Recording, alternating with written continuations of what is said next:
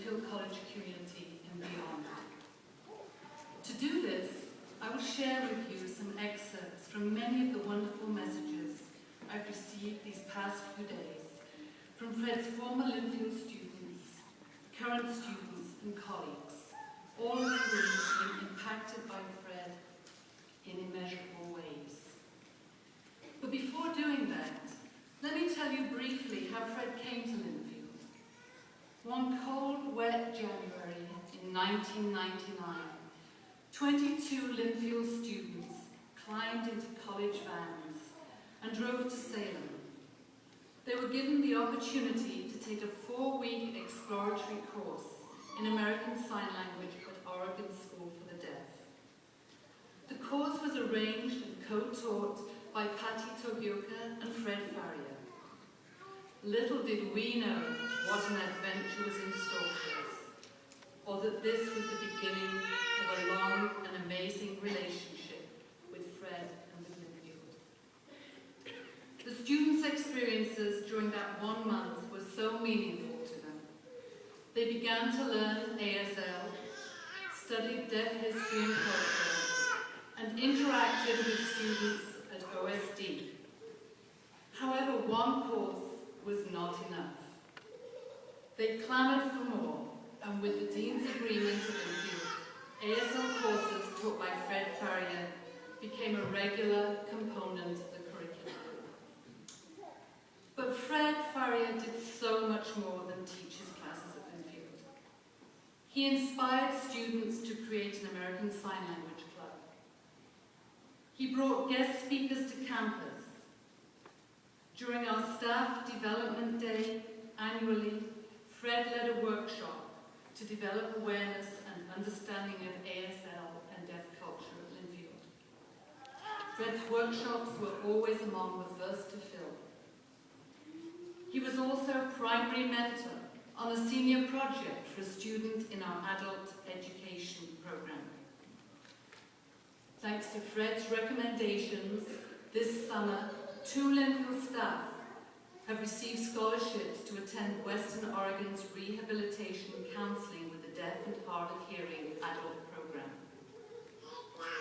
Last fall, Fred invited Linfield students and staff to the Extreme Home Makeover at OSD, which I'm sure many of you remember.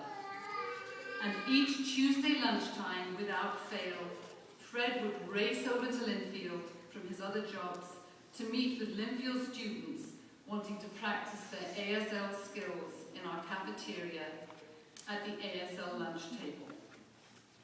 Our Linfield colleague, Peter Richardson, recalls, Fred and I would often spy each other across a noisy, crowded cafeteria, each there for a language table.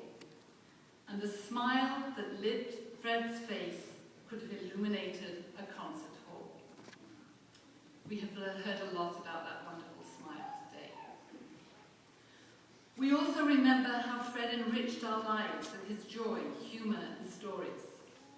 And Fred, as we all know, was certainly a wonderful and gifted storyteller. Another of my colleagues, Gudrun Hommel, recalls a number of years ago when she made a movie about Fred's class. Fred began class that day by telling his students about the birth of a calf on his farm the day before. Believe me, he spared us no details. The students' vocabulary really expanded that day. It was a wonderful, powerful, moving lesson. And even though my colleague did not know a lot of ASL, she was drawn in by his storytelling. Fred also loved to tease, often mercilessly, especially the students in his classes who were Beaver fans. In the past week, as the Linfield community has learned of Fred's passing, we have received so many messages of shock, disbelief, and extreme sadness. His students, without exception, shared that Fred was an outstanding professor. In one tribute written to Fred, former student Holly Prideaux wrote, "We always called you Fred, never Professor or Mr. Farrior. You were one of the most approachable, friendliest, gentlest, kindest people I knew. And yet your presence invoked instant respect from all who knew you. Your life was full, from caring for your family, tending to your farm, teaching ASL at several schools. Your gift of teaching and your passion for it was most clearly evidenced by the bulging ASL classes at Linfield and the long waiting lists year after year to get into your classes. Today, as a result of Fred's guidance and inspiration, Holly is pursuing a career as an ASL interpreter for the Vancouver School District. Erin Fleming, also a student of Fred's, and now a 4th grade teacher at Eisenhower Elementary School in Vancouver, uses her ASL every day in class. In 2 of the last 3 years, Erin has had a deaf student in class. She explained to me, "My hearing students interact on the playground, in the lunchroom, and outside of school with my deaf student in ASL. I think of Fred often," said Erin. "I think of him when I work with my precious students. When I think of Fred, I think of his energy, the passion with which he taught, and his ability to make personal connections with each and every student. He worked tirelessly in an effort to help each one achieve their full potential. Most of all, he had fun, and he encouraged us to pursue life and knowledge with the same contagious grace and energy. I pray I can emulate his patience, passion, and the spirit with which he not just taught, but inspired." Linfield alumna and ASL Club President of Linfield, Katie Wellington, pursued her master's degree in rehabilitation counseling for the deaf at Western Oregon University. Katie told me, "When I think about my time at Linfield, I think of Fred. When I think about how I got into my career and why I get to do what I love to do on a daily basis, I think of Fred. Fred will always have a special place in my heart, as he has made such an impact on my life and who I am today. It will be bittersweet this upcoming June 11th," said Katie, "when I received my master's degree that Fred was a large part of. But I know that he will be there watching over everything with that big Fred smile. And we know, Joe, that when you receive your degree on Saturday, we know that big Fred smile will be looking down on you too." One last story, and this one really has an interesting twist. In 2002, a student by the name of Karen van Os came from Belgium to teach French conversation and French culture at Linfield. As a Fulbright scholar, Karen was allowed to take 2 classes for free.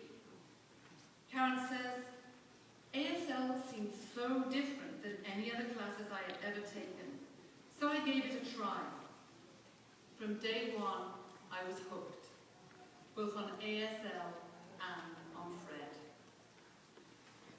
It was when I went to OSD during January term and took the Deaf History, Deaf Culture class from Fred that all of a sudden I realized this is what I am supposed to do with my life.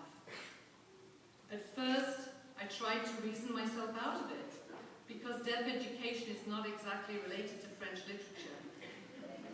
But the feeling that deaf education was my future was so strong that I ended up listening to my heart and enrolled in the University of Minnesota's Deaf Education program. Fred and I talked about this many times, and he was, of course, very supportive of my decision. Fred inserted humorously that Fred was also extremely fond of the Belgian chocolate that her mum would send from home and that Karen shared with Fred and her ASL peers. Devastated by his loss, Karen wrote to me last week, I'd like to think that Fred now will be my guardian, teacher, angel. It is now my mission to share Fred's passion for ASL deaf culture and deaf history with my students. It will be my way of honouring the most inspiring teacher I've had the opportunity to learn from. I will be very blessed if one day I am half as good a teacher as he was. Karen today is an itinerant teacher of the deaf and hard of hearing in the St. Paul Public School District in Minnesota. And so it is.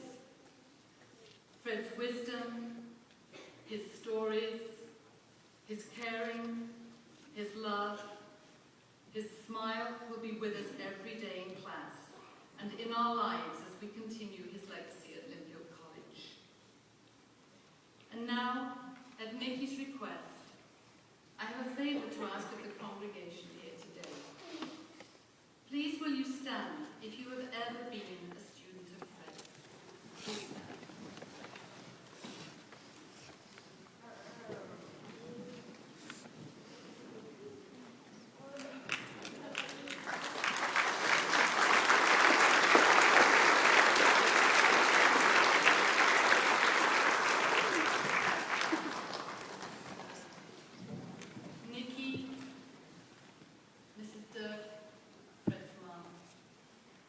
Family, thank you.